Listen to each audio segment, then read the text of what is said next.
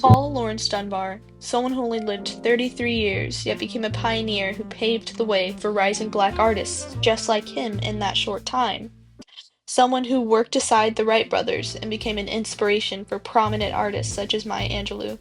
He was the first black poet to gain national recognition, which was significant in a postbellum America. Dunbar was born in Dayton, Ohio, on June 27, 1872. While the Civil War had just ended and all African Americans were emancipated, he and his long lineage of enslaved ancestors still faced racial injustice. In school, Dunbar exhibited extraordinary literary talents and even worked his way up in his all-white school to become the president of his literary society, chief editor, and class poet. Upon graduation, he wished to attend law school instead, but his financial situation prevented him from doing so. He tried applying for jobs, but his race stopped him from getting hired.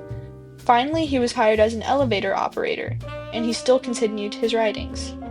Soon enough, his writings began to gain recognition from other poets, which pushed him to publish his collection of poems called Oak and Ivy.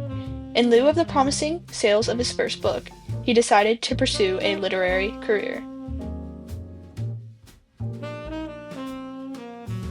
Dunbar received most of his attention and fame from his dialect poetry that captured the vernacular of the antebellum South.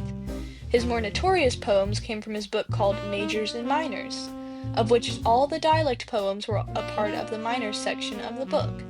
A majority of his audience were all white, of whom usually favored traditional English and poetry. As he gained traction, people started assuming he was writing his poetry to gain social status and denounce black citizens. Despite his negative press, his writing has gone on to shift the way people regarded race and ingrained his place as one of the greatest African American poets in history. Throughout my research and deep dive into Paul Laurence Dunbar, I found 5 poems that all fit a single theme. These included Sympathy, When Melindy Sings, When They Listed Color Soldiers, The Poet, and We Wear the Mask. The theme that prevails among all of these poems is race and its associated experiences. A poem that speaks the most is We Wear the Mask. This poem is the most personal and emotional telling of his experiences with race. In We Wear the Mask, the speaker describes their internal struggles that are disguised by a false outward comportment. His repetitive use of the word we broadens the experience to describe the suffering of black citizens in a segregated America, saying, "With torn and bleeding hearts we smile," and "We smile, but O great Christ," our cries, "to thee from tortured souls arise." This metaphorical mask hides the internal pain this group suffers. Dunbar is including his experiences as a black man and descriptively illustrates his pain that moves us as an audience. The poem begins with the lines, "We wear the mask," and ends with it as well. This text painting has the true feelings hidden inside of the mask that is on both ends.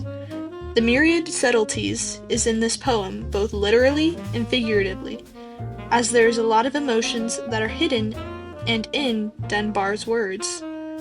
Overall, he crafts this poem to allow the reader inside his mind and to glimpse into what his experiences are like as a black man.